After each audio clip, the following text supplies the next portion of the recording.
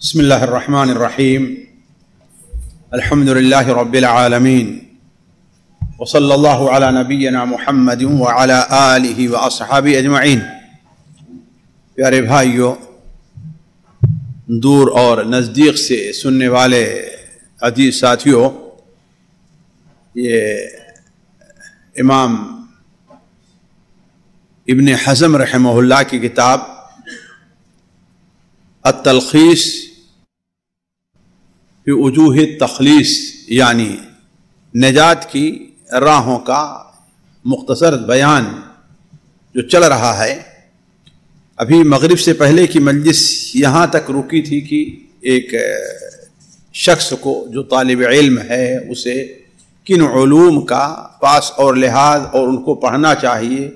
امام ابن حزم رحمہ اللہ نے دیکھا آپ نے کہ علم لغت اور علم نحو اور صرف اور شعر پڑھنا اور شعر کہنا دونوں کے جو ثواب کے پہلو ہو سکتے ہیں ان کا ذکر کیا، اور جو جائز پہلو ہیں ان کا بھی ذکر فرمایا، اور جو ناجائز ہیں ان کا بھی ذکر کیا۔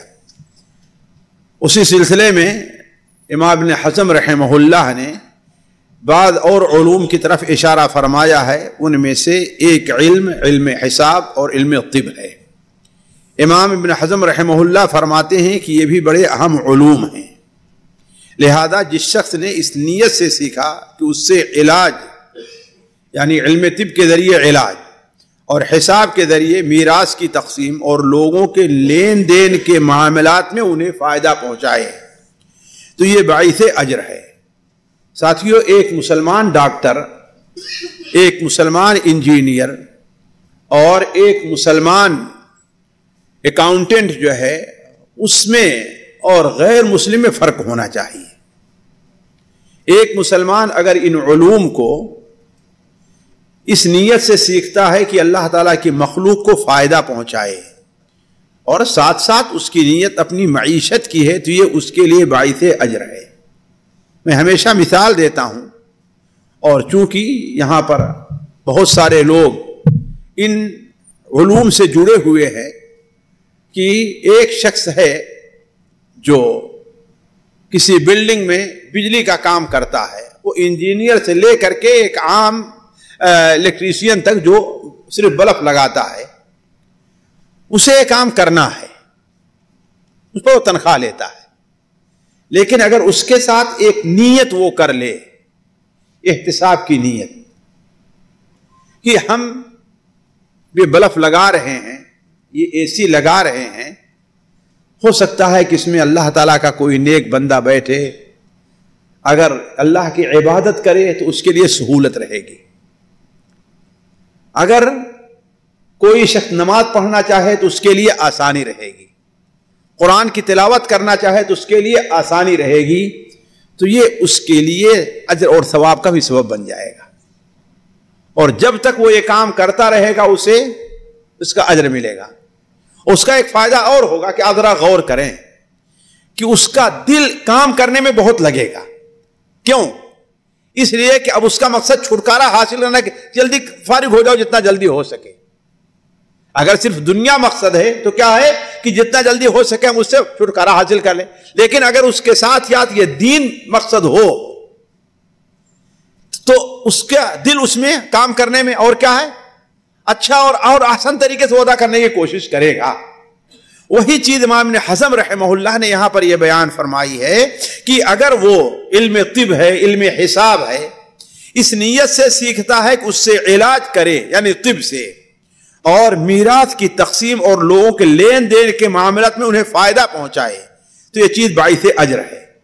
بلکہ اتنی مقدار میں ان علوم کا حاصل کرنا فرض کفایہ ہے کہ لوگوں کو فائدہ پہنچائے، اس لیے کہ اگر ان علوم سے واقفیت نہ رہی تو دین کا بہت سا حصہ ضائع ہو جائے گا، جیسے میراث، وصیت کا معاملہ اور خرید و فروخت کے مسائل۔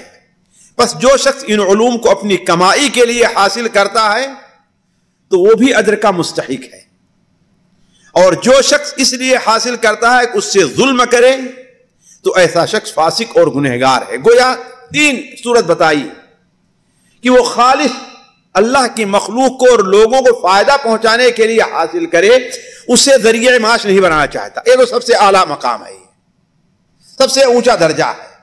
دوسری صورت یہ ہے کہ وہ اسے اپنا ذریعہ معاش بنائے تو اس میں بھی اجر ہے. کیوں؟ اس لیے کہ اس سے اللہ کی مخلوق کو فائدہ پہنچائے گا. لیکن اگر اسے خالص لوگوں کو دھوکہ دینے کے لیے، جیسے نعوذ باللہ من ذالک آج طب جو ایک بڑا شریف پیشہ رہا ہے، اور دیکھیں گے مسلمانوں میں جو حکمہ ہوا کرتے، حکیم ہوا کرتے تھے، وہ عموماً نیک.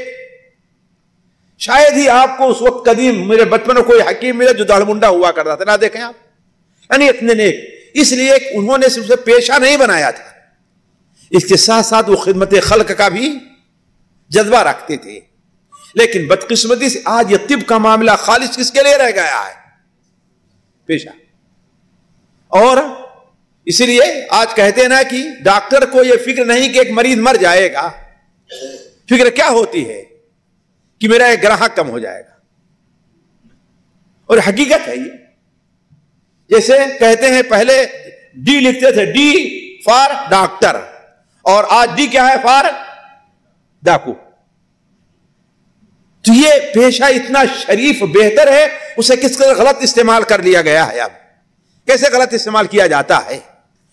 تو جو شخص ان علوم کو اپنی کمائی کے لیے حاصل کرتا ہے تو وہ بھی اجر کا مستحق ہے، اور جو شخص اس لیے حاصل کرتا ہے کہ اس سے ظلم کرے تو ایسا شخص فاسق اور گنہگار ہے.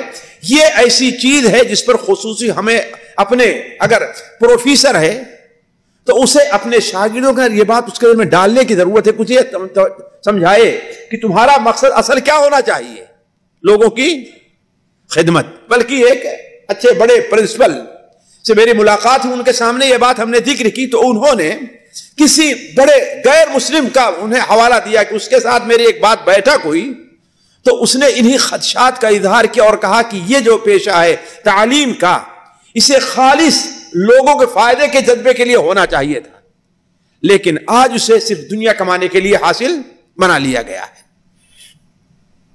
البتہ جہاں تک حدیث پڑھنے کا تعلق، پڑھانے کا تعلق ہے، اس لیے کہ سوال میں کیا گیا نا حدیث پڑھانے کا، تو یہ بھی فرض کفایہ ہے، جس کی دلیل یہ فرمان الہی ہے وَمَا كَانَ الْمُؤْمِنُونَ لِيَنْفِرُوا كَافَّةً فَلَوْلَا نَفَرَ مِنْ كُلِّ فِرْقَةٍ طَائِفَةٌ مِنْهُمْ لِيَتَفَقَّهُوا فِي الدِّينِ وَلِيُنذِرُوا قَوْمَهُمْ إِذَا رَجَعُوا إِلَيْهِمْ لَعَلَّهُمْ يَحْذَرُونَ. یہ سورہ توبہ کی ایک آیت ہے جس میں اللہ تبارک و تعالیٰ فرماتا ہے کہ مومنوں کے لیے یہ مناسب نہیں کہ سارے کے سارے لوگ نکل پڑے. تو ایسا کیوں نہیں ہوتا کہ ان میں کی ایک جماعت، طائفۃ منہم، ایک جماعت نکلے اور وہ دین کی سمجھ حاصل کرے، دین کی سمجھ حاصل کرے، اور اپنی قوم کو کی طرف جب واپس جائے تو ان کی اپنی قوم کو ڈرائے، یعنی انہیں متنبہ کرے، انہیں تعلیم دے. اس آیت سے متعلق یہ ہے کہ اللہ کے رسول صلی اللہ علیہ وسلم زمانے میں جب لوگ مسلمان ہوتے تھے تو بہت سے لوگ ایسے تھے، جیسے خاص طور آپ کے آخری عہد میں وہ بادیہ کے علاقے کے یا کسی طائف کے شہر کے لوگ مسلمان ہوئے، دور کے لوگ مسلمان ہوئے، تو اب ہر ایک کا آپ صلی اللہ علیہ وسلم کی خدمت میں حاضر ہو کر کے علم حاصل کرنا یہ تو مشکل تھا. ہر ایک کا مدینہ آ جانا یہ تو کیا تھا، ہوتا تھا، مشکل رہا کرتا تھا. تو ایسے موقع پر یہ آیت نازل ہوئی کہ یہ کوئی ضروری نہیں ہے کہ پورے گاؤں اور پورے بستی کے لوگ ہی آ جائیں یہاں پر علم حاصل کرنے کے لیے نکل جائیں. ان میں سے ایک جماعت آئے اور علم حاصل کرے، پھر جا کر کے اپنی قوم کے لوگوں کو بتلائے اور سکھائے. تو اس آیت میں اللہ تبارک و تعالیٰ نے تمام لوگوں کو علم حاصل کرنے کے لیے نکلنے کا حکم نہیں دیا، صرف کیا طائفۃ منہم. تو اسی لیے امام ابن حزم رحمہ اللہ کہتے ہیں کہ جہاں تک حدیث کے پڑھنے پڑھانے کا تعلق ہے تو یہ بھی فرض کفایہ ہے، جس کی دلیل میں اس آیت کا ذکر کیا. یاد رہے کہ دین کی سمجھ حاصل کرنے کا اس کے علاوہ کوئی اور راستہ نہیں ہے کہ قرآن کے احکام کی معرفت حاصل کی جائے، نبی صلی اللہ علیہ وسلم کی حدیث میں سے صحیح کو ضعیف سے، ناسخ کو منسوخ سے متمیز کیا جائے. یہ بات سمجھنی چاہیے کہ آج جو لوگ یہ کہتے ہیں کہ اہل حدیث لوگ حدیث صحیح ہے حدیث ضعیف ہے، تو یہ اہل حدیث کوئی نئی بات نہیں کہہ رہے ہیں. ہمیشہ سے علماء کا یہ منہج رہا ہے کہ استدلال کے لائق کون سی حدیث ہوتی ہے؟ جو صحیح ہو۔ ضعیف حدیث سے استدلال نہیں ہے۔ یہی وجہ تو ہے کہ علماء نے حدیث کے پرکھنے کے اصول اور ضوابط اور قاعدے رکھے ہیں۔ دیکھیے خود امام ابن حزم رحمہ اللہ کیا کہہ رہے ہیں کہ نبی صلی اللہ علیہ وسلم کے حدیث میں صحیح کو ضعیف سے، ناسخ کو منسوخ سے متمیز کیا جائے، اور مسلمانوں کو کس بارے میں اختلاف ہے اور کیا چیز ان کے نزدیک متفق علیہ ہے، اس کی بھی معرفت ضروری ہے۔ یعنی وہ مسائل کون کون سے ہیں جو علماء کے نزدیک متفق علیہ ہیں، اب اس پر کسی حرف رکھنے کی گنجائش نہیں ہے۔ البتہ جو مختلف فی ہیں اس کے بارے میں تحقیق ضروری ہے۔ اس لیے امام ابن حزم رحمہ اللہ نے جن کتابوں کو لکھا ہے ان میں ایک کتاب الاجماع بھی لکھا ہے۔ الاجماع یعنی کن امور پر تمام علماء کا اپنا کیا ہے، وہ اجماع رہا ہے۔ یہ سب سے بڑا، سب سے افضل چیز ہے جس میں ایک مسلمان اپنا وقت صرف کرے، اس میں حدیث کو سیکھنے اور سکھانے میں، اور اجر کے حصول کا سب سے بڑا وسیلہ اور گناہوں کے معافی کا سب سے اہم ذریعہ ہے کیا؟ حدیث کا سیکھنا اور سکھانا۔ اس موضوع کو اللہ تبارک و تعالی نے بڑے مناسب 3 حصوں میں تقسیم کیا ہے، بلکہ رسول اللہ صلی اللہ علیہ وسلم نے تقسیم کیا ہے۔ وہ کیا؟ وہ حدیث جو صحیح بخاری کے اندر ہے اور صحیح مسلم میں بھی ہے۔ اللہ کے رسول صلی اللہ علیہ وسلم نے ارشاد فرمایا، حضرت ابو موسیٰ اشعری سے ہے کہ مثل ما بعثنی اللہ، یہ میری مثال، میری وہ اس علم کی، اس تعلیم کی مثال جو اللہ تعالیٰ نے مجھے دے کر کے بھیجی ہے، وہ ہدایت اور علم کا ذخیرہ خزینہ جو دے کر کے اللہ تعالیٰ نے مجھے بھیجا ہے، اس بارش کی طرح ہے، بلکہ موسلادھار بارش کی طریقے سے ہے جو کسی زمین کے اوپر نازل ہوتی ہے۔ جیسے آسمان سے بارش آتی ہے تو اس زمین کے 3 حصے ہوا کرتے ہیں۔ ایک حصہ وہ ہے جو اس پانی کو قبول کر لیتا ہے، جذب کر لیتا ہے، پھر اس پانی کے اثر سے سبزے، گھاس، چارے وغیرہ اگتے ہیں۔ اور دوسرا حصہ زمین کا ہے کہ بالکل چٹیل میدان، جو ہے میدان ہوا کرتا ہے کہ وہاں پر پانی تو رکتا ہے لیکن ایسی شور زمین ہے کہ اس میں سے کچھ اگتا نہیں ہے۔ اور تیسرا وہ چٹیل میدان ہے کہ نہ تو وہاں پانی، پہلی دوسری چیز بنجر زمین ہے، اس کو بنجر زمین کہنا چاہیے کہ جہاں پانی تو رک جاتا ہے لیکن سبزے اگتے نہیں ہیں، اور تیسرا وہ چٹیل میدان ہے کہ پانی وہاں پر رکتا بھی نہیں ہے، پانی وہاں پر رکتا بھی نہیں ہے۔ تو آپ صلی اللہ علیہ وسلم نے اپنے جو آپ علم سکھاتے تھے، حدیثیں جو وحی نازل ہوتی تھی، اس کو یہ 3 قسم کی کہا کہ یہی 3 مثال ہے۔ پہلی مثال ان لوگوں کی ہے جو علم، وحی کا علم سیکھے، قبول کیے، اس کو سمجھے اور لوگوں تک پہنچایا۔ دوسرے وہ لوگ ہیں، وہ پانی ہے جو رکا تو زمین تو اس سے کوئی فائدہ نہیں اٹھائی، کوئی سبزہ وغیرہ نہیں اگا، لیکن لوگوں نے اس سے پیا۔ تو یہ لوگ جنہوں نے حدیثوں کو یاد کیا اور لوگوں تک پہنچایا، اپنے اس کی سمجھ میں کوتاہ رہے۔ اور تیسرے وہ لوگ ہیں جنہوں نے حدیث کو سنا نہیں، اور سنا تو ایسے سنا جیسے سنا ہی نہیں ہے، جیسا کہ اللہ تبارک و تعالی ان سے متعلق فرماتا ہے حتی اذا خرجوا من عندك قالوا للذین اوتوا العلم ماذا قال آنفا، ماذا قال آنفا، یعنی جب ان سے آپ کے پاس سے ہٹتے ہیں تو کہتے ہیں کہ ماذا قال آنفا، ابھی آپ نے کیا بات کہی ہے۔ اور اسی مثال کو دیکھ کر کے مجھے ایک نکتہ یاد آیا جو آپ لوگوں کو یاد رکھنا چاہیے۔ بہت سے لوگ جو حدیث کے منکر ہوتے ہیں وہ یہ اعتراض کرتے ہیں کہ ہو سکتا ہے کہ اللہ کے رسول کے حدیث کو، آپ کے پاس منافقین بھی رہا کرتے تھے نا، تو ہو سکتا ہے منافقین آپ کی حدیث کو بات سنتے رہے ہوں اور اس میں رد و بدل کر کے بیان کر دیتے۔ تو سوچے ہے یہ نکتہ کہ نہیں نکتہ ہے؟ یہ نکتہ ہے نا. آپ کی مجلس میں رہتے کہ نہیں رہتے منافقین؟ رہتے تھے نا. آپ کے ساتھ نماز پڑھتے تھے, آپ کے ساتھ جہاد میں جایا کرتے تھے, آپ کی مسجد میں حاضر ہوا کرتے تھے, ہے نا. تو جب وہ منافق تھے, ان کے دل میں ایمان ہی نہیں, تو کیا ضمانت ہے کہ انہوں نے آپ کی حدیثوں کو گڑبڑ کر کے بیان کر دیا اور ہمارے پاس جو ہے غلط شکل میں آ رہی؟ ایسا ہو سکتا ہے کہ نہیں ہو سکتا؟ جی. لیکن اولاً ایک تو اس کا ایک مومن ہونے کے ناطے ہمارا آپ کا جواب ہے, علماء کا اس پر اجماع ہے کہ کسی منافق سے کوئی حدیث مروی نہیں, لیکن ظاہر بات ممکن حدیث کو قبول نہیں کریں گے. ہم اور آپ قبول کر لیں گے نا, لیکن ممکن حدیث کو قبول نہیں کریں گے. تو ان کا جواب کیا ہے؟ وہ لوگ اجادب اور چٹیل میدان ہیں کہ نہ اس پانی سے ان کو کوئی فائدہ پہنچا نہ دوسرے کو فائدہ پہنچائے. پانی آیا اور گزر گیا.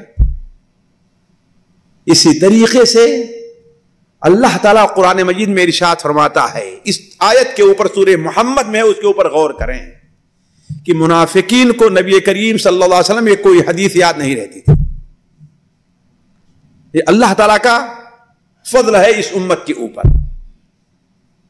حالانکہ عقلاً یہ بات ماننے کے لائق نہیں, لیکن اللہ تعالیٰ فرما رہا ہے. اللہ تعالیٰ فرما رہا وَمِنْهُمْ مَنْ يَسْتَمِعُ إِلَيْكَ. ذرا غور کریں سورہ محمد کے اندر, وَمِنْهُمْ مَنْ يَسْتَمِعُ إِلَيْكَ. ان میں کچھ ایسے لوگ ہیں, منافقین کا ذکر ہے, جو آپ کی باتیں سنتے تو ہیں بہت غور سے بیٹھ کر کے, لیکن جب آپ کے پاس سے نکلتے ہیں تو اپنے ساتھی سے پوچھا کیا کہا آپ نے, اللہ کو کیا فرمایا تھا؟ قالوا للذین اوتوا العلم ماذا قال آنفا. ذرا سوچیں آپ. حتی اذا خرجوا من عندک, جب آپ کے پاس سے وہ ہٹتے ہیں تو قالوا للذین اوتوا العلم, ان لوگوں سے جنہیں اللہ نے علم دیا, علم سے نوازا ہے, پوچھتے ہیں ارے آپ نے ابھی کیا بیان کیا ہے, کون سی حدیث بیان کی آپ نے, کیا بیان کیا؟ ان کو بھول جایا کرتا. اجادب ہے, پانی آیا گزر گیا, کچھ بھی فائدہ اس کا نہیں ہو. ہے قرآن کی آیت ہے کہ نہیں آیت؟ ذرا غور کریں. سورہ محمد کی آیت نمبر پتہ نہیں کتنا بھی آپ لوگ نکال سکتے ہیں, ذرا سوچیں.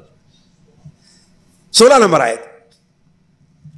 تو کہنے کا مطلب یہ ہے کہ اللہ تبارک کے رسول صلی اللہ علیہ وسلم یہ 3 قسمیں کی ہیں. ایک وہ زمین جو پانی کو روکتی ہے, اس کو جذب کرتی ہے, اس سے کیا نکلتا ہے, سبزے وغیرہ اگتے ہیں.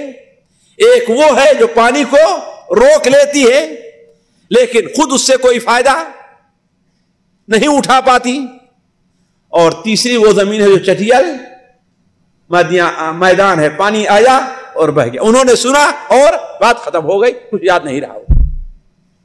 تو اسی لیے علماء اہل سنت و جماعت کا ساتھیوں کسی بات پر اجماع ہوتا ہے تو بلا وجہ نہیں ہوتا, بغیر کسی دلیل کے نہیں ہوا کرتا ہے. اس کے پیچھے کوئی نہ کوئی دلیل ضرور رہا کرتی, چاہے دلیل ظاہر ہو یا وہ دلیل ظاہر نہ ہو. تو علی کل حال اس بات چھیڑیں تو موضوع لمبا ہو جائے گا, اس کو نہیں. ہم آگے چلتے ہیں کہ اے میرے مخلص دوستو, اگر اس بارے میں صرف یہی ایک حدیث ہوتی تو ہمارے لیے کافی تھی. اس لیے کہ اس میں لوگوں کے تمام طبقات کا ذکر موجود ہے. پہلا طبقہ جماعت جس نے گھاس اور سبزہ اگایا, یہ وہ لوگ ہیں جنہوں نے قرآن و حدیث کے معنی کو سمجھا, اس پر عمل کیا اور لوگوں کو سکھایا.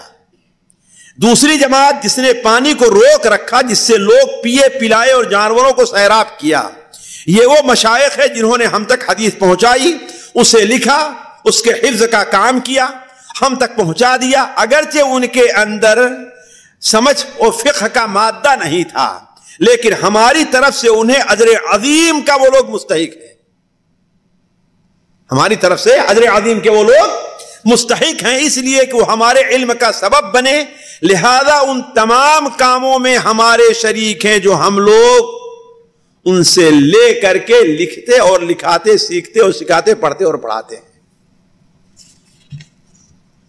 تیسری جماعت وہ ہے جو نبی صلی اللہ علیہ وسلم سے اعراض کرتی ہے، اس پر توجہ نہیں دیتی، اور جو سنتی ہے اسے قبول نہیں کرتی ہے، نہ ہی اس کا اہتمام کرتی ہے اور اسے تلاش کرتی ہے، جس طرح کی وہ بارش چٹیل میدان پر جیسی آتی ہے ویسے گزر جاتی ہے۔ پس اے میرے دینوں بھائیوں، تم میں سے جس سے ہو سکے وہ پہلی جماعت میں بننے کی کوشش کرے، اس میں شامل ہو جائے، اس میں شامل ہو جائے۔ ہم میں سے کسی کے لیے یہ کافی نہیں ہے کہ ان لوگوں میں شامل ہو گیا جن کی تعریف ہم میں سے، ہمارے لیے یہی کافی ہے کہ ان لوگوں میں شامل ہو گیا جن کی تعریف نبی صلی اللہ علیہ وسلم نے کی ہے، اور اس جماعت میں شامل نہ ہو سکا جو اس بنجر زمین کی طرح ہے جس نے پانی کو روک رکھا۔ ہو سکتا ہے کہ اللہ تعالیٰ اس بارے میں ہمیں اور آپ کو فائدہ پہنچائے۔ اگر ہم میں سے کوئی اس حال میں وفات پائے کہ وہ نبی صلی اللہ علیہ وسلم کی حدیثوں کو لکھ رہا تھا، اس مجلس میں شریک تھا اور اسے حاصل کرنے میں کوشاں رہا ہے، تو یہ بڑی خوبی کی بات ہے۔ البتہ ہم اپنے کو اور اپنے آپ لوگوں کو اللہ کی پناہ میں دیتے ہیں کہ ہم اس چٹیل میدان جیسے بنے جو نہ پانی روکتا اور نہ ہی گھاس۔ اس کے بعد علامہ امام القیم رحمہ اللہ نے صفحات، میں اسے مختصر کرنا چاہتا ہوں اس لیے کہ وقت نہیں ہے، وہ رائے اور قیاس کی مذمت پر اور تقلید کی مذمت پر ذکر کی ہے۔ اس میں سے کچھ باتیں میں آپ کے سامنے رکھتا ہوں۔ البتہ رائے پر مشتمل کتابیں اس نیت سے پڑھنا کہ جو کچھ اس میں ہے اس کی تقلید کرے یا اسے دین سمجھے تو یہ جائز نہیں ہے۔ سمجھ رہے ہیں نا؟ رائے اور تقلید یعنی عموماً جو فقہ کی کتابیں ہیں، امام ابن حزم کے نزدیک، حالانکہ اس کے اوپر تھوڑا سا ہے، جانتے امام ابن حزم کے اندر بڑی اس سلسلے میں شدت پائی جاتی تھی، ورنہ فقہ کی کتابوں کے پڑھنے کا ایک بڑا فائدہ طالب علم کو یہ ہوا کرتا ہے کہ اس کے اندر تفقہ، مسائل کے استنباط، احادیث اور قرآن سے استنباط کا ملکہ پیدا ہوتا ہے، ملکہ پیدا ہوتا ہے۔ لیکن یہ موضوع ابھی تفصیل سے آپ لوگوں کے سامنے چھیڑنے کا نہیں ہے۔ تو البتہ رائے پر مشتمل کتابیں اس نیت سے پڑھنا کہ جو کچھ اس میں ہے اس کی تقلید کرے، یا جیسا کہ عام طور پر مقلدین حضرات کرتے ہیں، یا اسے دین سمجھے تو یہ جائز نہیں ہے۔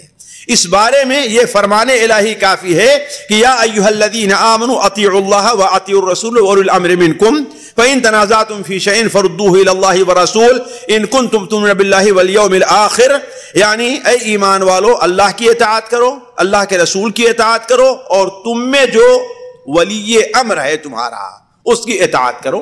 اور علماء کہتے ہیں یہ ولی امر دو صورت میں ہیں، ایک حاکم کی صورت میں ہوتا ہے اور ایک عالم کی صورت میں، دونوں ولی امر ہیں۔ عالم کی بات دینی معاملات میں ماننا ضروری ہے، اور حاکم کی بات دنیاوی معاملات میں۔ تو فَإِن تَنَازَعْتُمْ فِي شَيْءٍ، لیکن اگر تمہارا کسی بارے میں اختلاف ہو جائے تو فَرُدُّوهُ إِلَى اللَّهِ وَإِلَى الرَّسُولِ، تو اس بات کس طرح پھینکنا ہے، تم کو پھیرنا ہے اللہ اور اس کے رسول کی طرف۔ اب اولی امر کی طرف پھیرنا یہ جائز نہیں ہے۔ ان کنتم تؤمنون باللہ والیوم الآخر، اگر تمہارا ایمان اللہ اور آخرت کے دن پر ہے، پس جو اللہ اور آخرت کے دن پر ایمان رکھتا ہے تو اس پر حرام ہے کہ باہمی اختلاف کے موقع پر حضرت عائشہ، ام سلمہ، ابو بکر، عمر، عثمان، علی ابن مسعود، معاذ، عباس رضی اللہ عنہم اجمعین میں سے کسی کے قول کی طرف بحیثیت فیصل کے رجوع کرے۔ یعنی یہ دو حدیثیں آپس میں مختلف ہیں، یا آپ ایک حدیث کا مفہوم سمجھ رہے ہیں، اسی حدیث مفہوم دوسرا وہ سمجھ رہا ہے، تو اس کا فیصلہ کس طرف لے جائیں گے؟ یہ نہیں کہ ہم نعوذ باللہ من ذالک بڑے احترام کے ساتھ عائشہ اور ابن مسعود کی طرف لے جائیں، بلکہ کس طرف لے جائیں گے؟ اللہ اور اس کے۔ حالانکہ لوگ امت کے سب سے افضل اور علماء ہیں، کون یہ لوگ؟ تو یہ کیسے جائز ہوگا کہ باہمی اختلاف کے وقت حضرات ابو حنیفہ، سفیان، مالک، شافعی، احمد، داؤد، ابو یوسف، محمد اور ابن القاسم رحمہ اللہ کی طرف پلٹایا جائے؟ یعنی جب وہ صحابہ جو ان سے افضل تھے ان کی طرف پلٹنا جائز نہیں ہے تو ان کی طرف پلٹنا کیسے جائز ہوگا؟ اس لیے جس نے قرآن اور حدیث نبی صلی اللہ علیہ وسلم کے علاوہ کسی اور طرف پھیرا اس نے آیت میں مذکور حکم الہی کی مخالفت کی، اور جس نے اللہ کے حکم کو نہ مانا اس نے اللہ تعالیٰ اور اس کے رسول کی نافرمانی کی، یہ بری صفات کا مستحق ٹھہرا اور اللہ کے نازل کردہ تعلیم کے مطابق فیصلہ نہیں کیا. ومن لم يحكم بما انزل الله فاولئك هم الفاسقون. حضرت عبداللہ ابن مسعود رضی اللہ تعالیٰ عنہ سے روایت ہے کہ اللہ کے رسول صلی اللہ علیہ وسلم نے ارشاد فرمایا ان اللہ لا ينزع العلم انتزاعا من قلوب الرجال ولكن ينزع بذهاب العلماء فإذا لم يبق عالما اتخذ الناس رؤوسا جهالا فأفتوا بالرأي فضلوا وأضلوا. اللہ تعالیٰ علم کو لوگوں کے دلوں سے چھین نہیں لے گا کہ ایک شخص عالم تھا اور صبح کو اٹھا تو اس کا علم غائب ہو گیا، ایسا نہیں ہوگا، بلکہ دنیا سے علماء کو اٹھا لے گا تو علم جاتا رہے گا، علماء کو اٹھا لے گا تو علم جاتا رہے گا.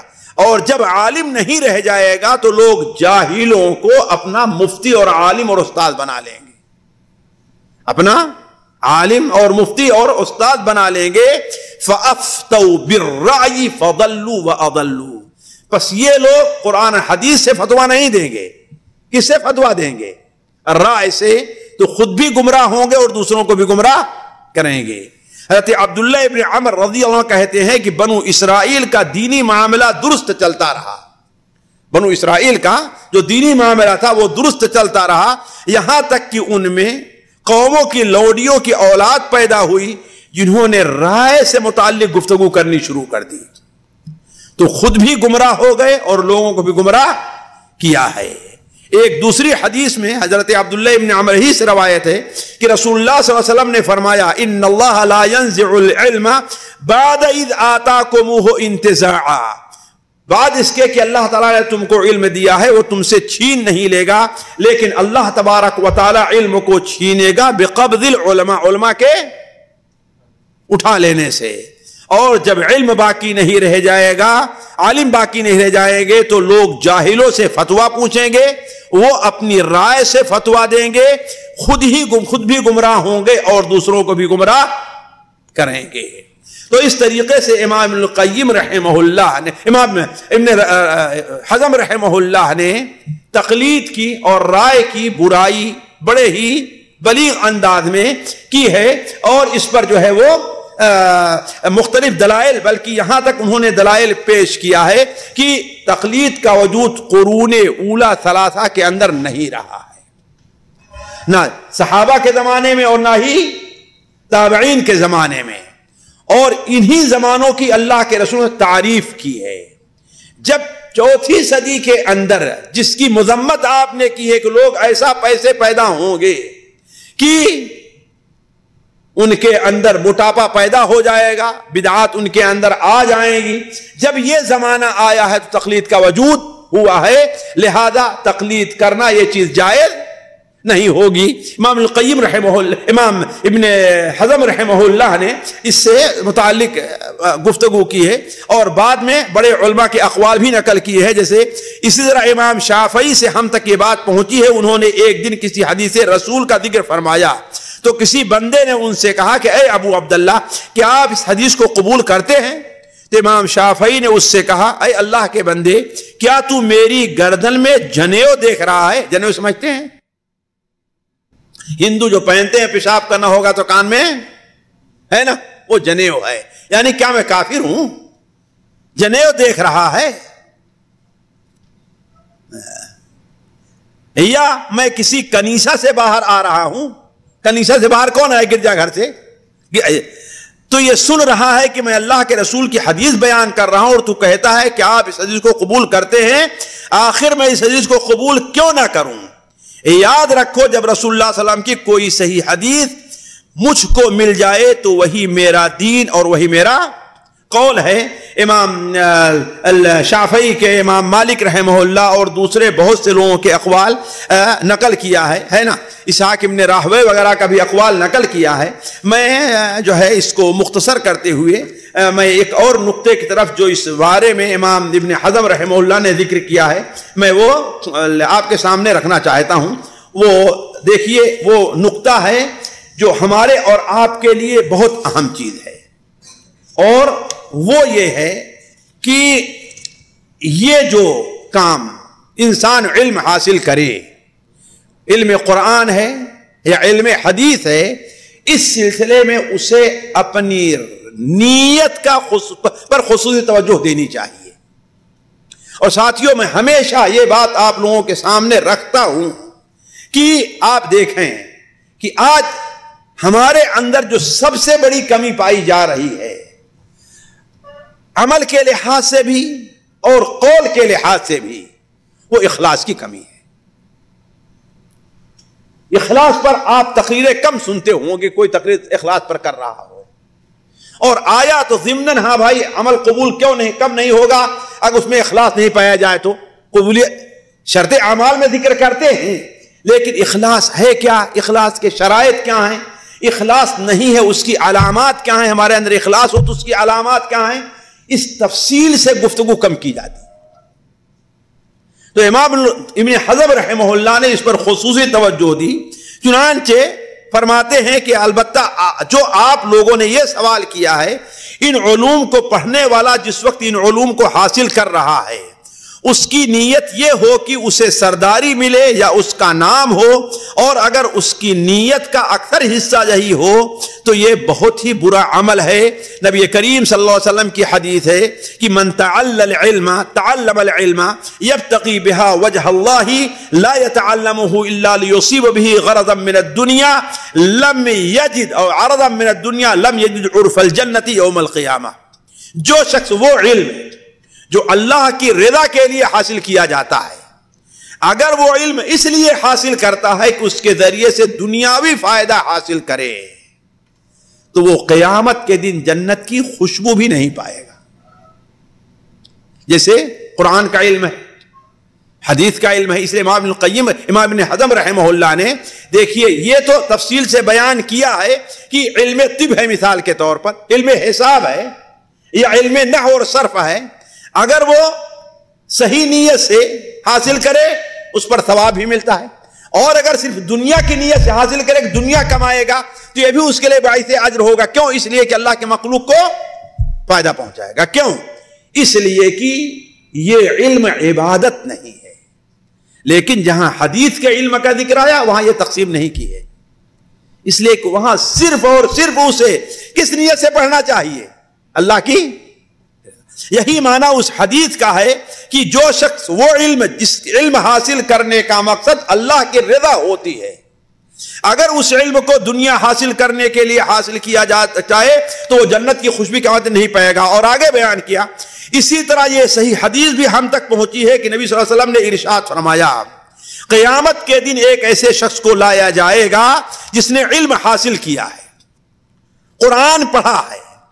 اسے یہ صحیح حدیث صحیح مسلم میں ہے، حضرت ابو ہریرہ سے امام ابن حزم نے یہاں مختصر بیان کیا ہے کہ اللہ تعالیٰ کے سامنے 3 لوگ لائے جائیں گے.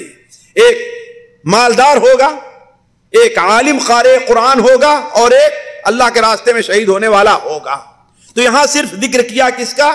جو علم حاصل کرنے والا ہے، کہ وہ شخص لایا جائے گا اللہ تعالیٰ کے سامنے اور اللہ تعالیٰ اس سے پوچھے گا کیا ہم نے تمہیں اپنے قرآن کا اپنی کتاب کا علم نہیں دیا تھا؟ وہ کہے گا آپ نے ضرور دیا تھا. تو اللہ تعالیٰ فرمائے گا تو نے اس کا کیا حق ادا کیا؟ تو کہے گا اے اللہ تعالیٰ ہم نے یہ کیا، قرآن کو پڑھایا ہے، لوگوں کو تعلیم دی ہے، ہم نے تقریر کیا ہے، ہم نے کتابیں لکھی ہے، سارا کچھ کیا. تو اللہ تعالیٰ فرمائے گا تو جھوٹ بول رہا ہے.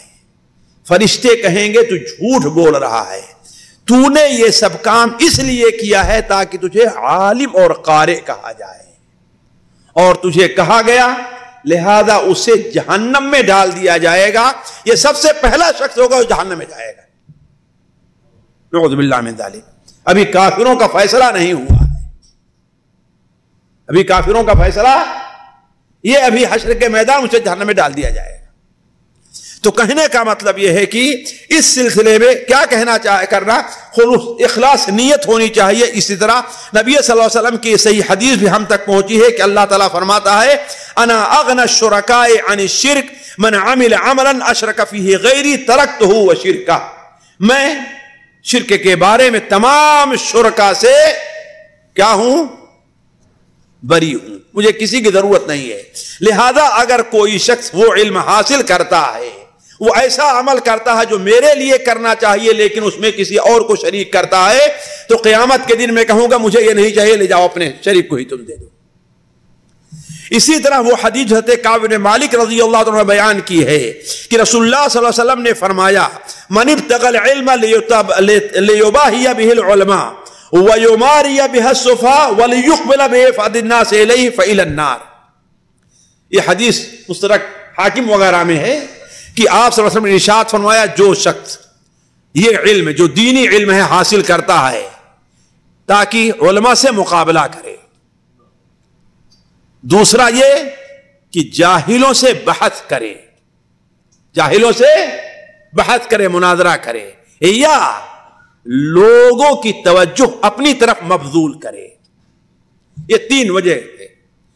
علماء کا مقابلہ کرے، وہ ایسی تقریر کریں تو میں کیوں نہیں کر سکتا، لہذا وہ کتابیں پڑھنا شروع کر دے۔ وہ ایسی کتاب لکھتے ہیں تو میں کیوں نہیں لکھ سکتا ہوں، لہذا وہ ایسا مدرسہ کھولے تو میں کیوں نہیں کھول سکتا ہوں، ہے کہ نہیں؟ کس لیے؟ صرف مقابلے کے لیے۔ یا یماری بہ السفہاء، بیوقوف، پاگل، سفیہ لوگوں سے مناظرہ اور بحث کرے، مناظرہ اور بحث کرے، یا لچھے دار باتیں کہہ کر کے لوگوں کا دل اپنی طرف مائل کرے، لوگوں کا دل اپنی طرف۔ اسی لیے بہت سے مقرر آج جان بوجھ کر کے ضعیف جھوٹی حدیث جھوٹے قصے بیان کرتے ہیں۔ ایک صاحب کے بارے میں صحیح مجھ سے لوگوں نے کہا کہ میں نے اس شخص سے کہا کہ اللہ کے بندے آپ صرف یہی حدیثیں بیان کرتے ہیں اور وہ حدیثیں بھی تو ہیں۔ کہا کہ کہاں ہے مولوی صاحب، آپ اگر حدیثوں کو نکال دیا تو ہمارے پاس رہ کیا جائے گا، لوگ ہماری سنیں گے کیا؟ نعوذ باللہ من ذلک۔ یہ اس سبب میں مجھ سے لوگوں نے ایک شخص نے بیان کیا ہے۔ تو اگر یہ مقصد ہے تو آپ نے فرمایا کہ فَإِلَى النَّارِ، وہ کہاں جائے گا؟ جہنم کی طرف جائے گا۔ یہ حدیثیں اللہ تعالیٰ کی یا اللہ کے رسول صلی اللہ علیہ وسلم کی ہمارے اصلاح کے لیے ہیں، آپ کے نبی کے فتویٰ ہیں اور آپ کے رب کا کلام ہے۔ پس اللہ تعالیٰ کے بعد کس کی آیات پر ایمان لاؤ گے، یا اللہ کے قول اور اس کے رسول کے کلام کے بعد تم کیا پڑھو گے؟ جس کے لیے اللہ اور اس کے رسول کا کلام کافی نہ ہو، اللہ اس کی حفاظت نہ کرے۔ اس لیے اے اللہ کے بندو، اللہ کا خوف کرو اور اس بارے میں اپنی نیتوں اور ارادوں کو خالص کر کے اپنی اصلاح کر لو۔ اسی طرح نماز، روزہ اور زکوٰۃ و خیرات جیسے اعمال خیر میں بھی اپنی نیتوں کو درست رکھو، اور اس بارے میں اللہ کے علاوہ کسی کو کوئی دوسرا کوئی حصہ تمہیں نہیں دینا چاہیے۔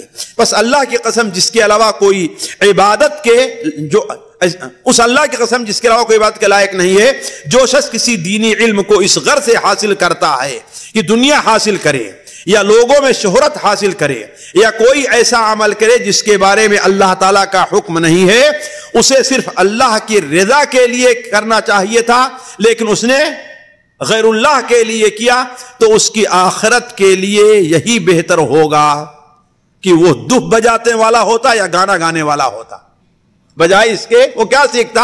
دف بجانا یا گانا گانا سیکھ لیتا۔ اللہ کی قسم اگر اللہ کا بندہ شرک کے علاوہ تمام گناہ، کبیرہ گناہ جس میں قتل نفس اور ڈاکہ ڈالنا بھی شامل ہے، ایسے گناہ لے کر کے ملے، یہ اس مقابلے میں ہلکا ہوگا کہ وہ ایسی نماز روزہ کے ساتھ اللہ سے ملے جنہیں غیر اللہ کو راضی کرنے کے لیے کیا ہے۔ کیوں؟ ڈاکہ ڈالنا یہ صرف گناہ ہے اور غیر اللہ کے لیے کام کرنا یہ شرک ہے، چھا شرک اصغر ہی کیوں نہ ہو۔ اسی لیے علماء کہتے ہیں شرک خواہ اصغر ہی کیوں نہ ہو، وہ گناہ کبیرہ سے قبیح اور بری چیز ہے۔ یہی چیز امام ابن حزم رحمہ اللہ نے بیان کیا۔ یاد رکھو اللہ تعالیٰ آپ لوگوں پر رحم کرے، جو شخص عمدن لہو و لعب میں اس طرح مشغول رہا کہ فرض نماز کا وقت جاتا رہا اور اس نے نہیں پڑھی، یہ گناہ اس گناہ کے مقابلے میں ہلکا ہے کہ لوگوں کو دکھانے کے لیے نماز پڑھے اور اگر لوگ نہ ہوتے تو نماز نہ پڑھتا۔ سوچیں، اس لیے کہ اس پہلی صورت میں اسے صرف نماز چھوڑنے کا گناہ ہوگا اور اس صورت میں نماز تو ہو ہی نہیں اسے، اور جو گناہ ہوگا وہ شرک ہو جائے گا، اس لیے یہ زیادہ قبیح ہے۔ اس لیے اس شخص نے وہ نماز نہیں، کیوں؟ اس لیے کہ اس شخص نے وہ نماز نہیں پڑھی جس کا اسے حکم دیا گیا ہے، اور اس دوسرے شخص نے اس پر اضافہ یہ کیا کہ غیر اللہ کے لیے پڑھا ہے۔ یہی حال اس شخص کا ہے جو غیر اللہ کی نیت سے علم حاصل کرتا ہے، کیونکہ اس نے ان کاموں کو تو چھوڑ دیا جس سے وہ اپنی دنیا بناتا، اپنے نفس کو بیکاری سے بچاتا یعنی بیکار رہتا، اور افضل کام میں اپنے آپ کو پریشان کیا، پھر اس کے ذریعے لوگوں کا تقرب چاہا تو اللہ تعالیٰ نے بھی اسے لوگوں کے حوالے کر دیا۔ اور نبی صلی اللہ علیہ وسلم کا ارشاد ہے کہ انما الاعمال بالنیات وانما لکل امرئ ما نوی۔ امام القیم نے ایک بات، میں یہی کہہ کر شیخ، ٹھیک ہے، یہی ایک بات کہہ کر کے میں اپنی بات بند کر رہا ہوں، پھر اس کے بعد جو ہے وہ قریب قریب جو ہے وہ سوال آ جائے گا کہ امام القیم رحمہ اللہ نے کہا ہے کہ میں ایک آپ لوگوں کے سامنے معیار رکھتا ہوں۔ ابن حزم نے، نعوذ باللہ من ذالک، ابن حزم کہتے ایک معیار رکھ رہا ہوں۔ کس چیز کا معیار ہے؟ جس سے آپ پہچان لے کہ آپ کے اندر اخلاص ہے کہ نہیں ہے۔ میں اس موضوع کو جان بوجھ کر طول اس لیے دے رہا ہوں، یعنی طول نہیں کہ اس کتاب سے آگے کی بات کر رہا ہوں، جو اس کتاب میں وہی بات ہے، اس لیے کہ ہمارے لیے بہت اہم ہے، اور یہ چیز بہت اہم ہے ساتھیوں، اور آپ غور کر لیں۔ کہا مثال کے طور پر ابن حزم رحمہ اللہ نے کہا کہ ہر وہ شخص جو میری اس کتاب کو پڑھتا ہے اور میری بات کو سنے، وہ اگر سچا ہے تو ذرا اس معیار پر پرکھے کہ آیا اس کی نیت میں خلل ہے یا نیت اللہ کے لیے، کہ جو چیز کر رہا ہے، مثال کے طور پر ایک تقریر کر رہا ہے، خطبہ دینے جاتا ہے، درس دینے جاتا ہے، یا مان لیجئے کہ ایک مدرسے کا ذمہ دار ہے، مدرسے کی خدمت کر رہا ہے، اگر جس جگہ تقریر کرنے جا رہا ہے وہاں اگر اس کی پذیرائی نہ ہو، لوگ اس کی قبول نہ کریں، اس کی لوگ عزت نہ کریں، لوگ اس کی قدر نہ کریں، تو آیا وہ کام کرے گا کہ چھوڑ دے گا؟ جی چھوڑ دے گا، اس کا مطلب اخلاص نہیں ہے اس کے اندر، وہ لوگوں کے لیے کر رہا تھا۔ آپ لوگ ہیں، یہ کمیٹی بنی ہے، آپ کو ایک ذمہ داری سونپی گئی ہے، ہر آدمی پرکھ لے، ایک ذمہ داری سونپی گئی ہے، آپ یہ رائے دیتے ہیں، لوگ قبول نہیں کرتے، یہ رائے دیے لوگ قبول نہیں کرتے، تو کیا ضرورت ہمیں اس میں رہنے، جب میری رات میں آئے نہیں گئی نہیں ہے کہ نہیں؟ اس کا مطلب ہے کہ آپ کے اندر اخلاص نہیں ہے، آپ کے نفس کا اس کے اندر دخل ہے۔ اور اگر آپ اپنے کام پر ٹھیک ہے نہیں قبول کرتے، لیکن ایک عضو کی حیثیت سے میں موجود ہوں، میری ایک آواز تو ہے نا، اگر آپ اپنے کام میں جڑے رہتے ہیں تو اس کا مطلب کہ آپ وہ کام اللہ کے اخلاص کے لیے کر رہے ہیں۔ یہی معیار امام ابن حزم رحمہ اللہ نے یہاں پر پیش کیا ہے۔ پھر آخر میں کہتے ہیں کاش کہ میں یہ سمجھ پاتا کہ جو شخص علم اس لیے حاصل کر رہا ہے کہ اس کے ذریعے اپنی دنیا بنائے، اسے کیا حاصل ہوا؟ اللہ کی قسم اسے صرف مقدر دنیا، کھردرا لباس اور ایسی لذت حاصل ہوئی جسے وہ اس طریقے سے چھپاتا ہے جیسے کوہ اپنے جمع کو چھپاتا ہے۔ کوے کے بارے میں ہے کہ اسے جفتی کرتے ہوئے کوئی دیکھ رہا نہیں ہے، تو اس نیت کو اسی طریقے سے چھپا رہا ہے، لیکن اسے حاصل کیا ہوگا؟ قیامت میں کچھ حاصل ہونے والا ہے؟ کوئی چیز اسے ملنے والی نہیں ہے۔ اگر وہ دنیا کو دنیا حاصل کرنے کی طرح حاصل کرتا، اس طرح وہ زیادہ حاصل کر لیتا، اس کا مقام اونچا ہوتا، اسے لذت زیادہ حاصل ہوتی، اس کی حیثیت زیادہ بہتر ہوتی، اس کا گناہ کم ہو جاتا اور اس کا عذاب ہلکا ہو جاتا۔ تمہیں یہ بات دھوکے میں نہ ڈالے کہ جو علماء پر جھوٹ بولنے والا کہتا ہے کہ ہم لوگوں نے علم کو بغیر اللہ کی نیت کے حاصل کیا، پھر ہمیں اللہ تعالیٰ نے اسے اپنے لیے بنا دیا ہے۔ یہ علماء کا ایک قول ہے، امام ابن حزم اسے قبول نہیں کرتے ہیں کہ ہم نے اس علم کو تو اللہ کی نیت سے حاصل نہیں کیا تھا، لیکن اللہ نے پھر اس میں اپنی نیت کو داخل کر دیا ہے۔ امام ابن حزم اسے قبول نہیں کرتے، لیکن میں جیسے کہ امام ذہبی رحمہ اللہ نے اس کی کچھ تفصیل کی ہے، میں اسے تین الفاظ بیان کرتا ہوں۔ پہلی صورت یہ ہے کہ انسان علم کو جو حاصل کرے وہ اللہ کی رضا کے لیے حاصل کرے اور اسی پر خرچ کرے، یہ سب سے اعلیٰ مقام۔ دوسری صورت یہ ہے کہ وہ علم کو حاصل تو کیا، اس کا کوئی مقصد نہیں تھا، صرف علم ہے، نہ اللہ کی رضا تھی نہ دنیا تھی۔ جیسے ہوتا ہے اب ایک بچہ ہے 8 سال کا، 9 سال کا، 10 سال کا، اسے آپ عربی مدرسے میں داخل کر دیں، اس کی کیا نیت ہے کہ نہیں؟ اس کی نیت تو کچھ نہیں ہے نا، آپ کی نیت چاہے لیکن اس کی نیت۔ تو انسان بغیر نیت کے حاصل کرے، صرف علم کے طور پر کہ ہاں بھائی یہ بھی ایک علم ہے، حاصل کرے، اور بعد میں اس کی نیت درست ہو جائے تو یہ اس کے لیے بڑی اچھی چیز ہے، لیکن پہلے درجے سے کم ہے۔ تیسری صورت امام ذہبی نے یہ ذکر کی ہے کہ علم حاصل کرتا ہے لیکن اس کی نیت میں فطور رہتا ہے، کچھ دنوں تک چلا لیکن جب سوچا، غور کیا، اللہ نے اس کی مدد کی اور اس کی نیت درست ہو گئی تو یہ بھی قابل اجر ہے۔ البتہ ہلاکت اور بربادی کا وہ ہے کہ انسان دنیا ہی کی نیت سے حاصل کرے کہ ہاں بھائی میں قاضی بن جاؤں گا، میں امام بن جاؤں گا، میں اچھا خطیب بن جاؤں گا، اور اسی اپنی بری نیت پر باقی رہے تو وہ انسان ہلاک ہونے والا ہے، اس کے اصلاح کی کوئی صورت نہیں ہے، یہ چیز بری ہے۔ البتہ اگر اپنے عمل میں یہ نیت رکھتا ہے کہ وہ بھلائی کا حکم دے گا اور برائی سے روکے گا اور مسلمانوں کے معاملات میں سے کسی معاملے کا ذمہ دار بنا تو عدل سے کام لے گا، اس بارے میں حتی المقدور حق کو بڑھاوا دے گا، خواہ لوگ راضی ہوں یا ناراض ہوں، اور اس کے ساتھ ساتھ اسے یہ پسند ہو کہ اس کی عزت ملے، اسے ذلیل نہ کیا جائے، اس کی نیت میں ہو کہ اگر اللہ تعالیٰ اسے دنیا میں کوئی مقام دیا تو اسے کے بارے میں کسی ملامت کرنے والے کی پرواہ نہ کرے گا، اور اسے یہ پسند ہو کہ اسے حلال روزی ملے، نہ ہی وہ حلال کے علاوہ کچھ کھائے اور نہ ہی اپنے دین کو روزی حاصل کرنے کا ذریعہ بنائے، اس کے ساتھ ساتھ وہ جس چیز کے حق ہونے کا عقیدہ رکھتا اسے ترک نہ کرے، نہ ہی اپنی رغبت کو پورا کرنے کے لیے کسی باطل کا سہارا لے، تو یہ ایک اچھی نیت ہے اور ایک عمدہ مقصد ہے۔ یہ وہ بہترین طریقہ جس پر صحابہ کرام، تابعین اعظام، ائمہ خیر رہے ہیں۔ نیز آپ صلی اللہ علیہ وسلم کا فرمان المؤمن القوی خیر واحب الی اللہ من المؤمن الضعیف سے اس کی تائید ہوتی ہے، اور اس بات پر اللہ تعالیٰ نے تعریف بھی کی ہے کہ الذین ان مکناہم فی الارض اقاموا الصلاۃ وآتوا الزکاۃ وامروا بالمعروف ونہوا عن المنکر۔ تو کہنے کا مطلب اس نیت سے اگر کوئی کرتا ہے تو اس کی نیت درست ہے۔ اب آتا ہے امام القیم نے کے پاس جو سوال کیے گئے تھے کہ چوتھا سوال، نفلی عبادات میں کون سی چیز افضل ہے، یا نفلی روزہ یا نفلی زکوٰۃ یا نفلی صدقہ، اسے انشاءاللہ ہم اگلی مجلس میں آپ کے پاس رکھیں گے۔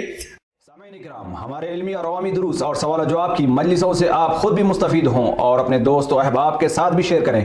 عین ممکن ہے کہ آپ کے شیئر سے کسی کی اصلاح اور آپ کے لیے صدقہ جاریہ بن جائے۔ واٹس ایپ پر اسلامک میسج حاصل کرنے کے لیے نمبر نوٹ فرمائیں: یعقوب عزیز 00966 5089 59707۔ واٹس ایپ سوال و جواب گروپ میں ایڈ ہونے کے لیے نمبر نوٹ فرمائیں: عبدالسلام عمری 00966 502627 نمبر بھیجتے ہوئے نام اور پتہ ضرور لکھیں۔ اسی طرح ہمارے یوٹیوب چینل اسلامی دعویٰ کو ضرور سبسکرائب کریں تاکہ ہماری ہر نئی اور اہم ویڈیو کی اطلاع آپ کو فوری حاصل ہو جائے۔ تمام دروس، مقالات اور سوال و جواب سیریز کے لیے ہماری مشہور ویب سائٹ www.islamidawah.com کا مشاہدہ کرتے رہیں۔ السلام علیکم ورحمۃ اللہ وبرکاتہ۔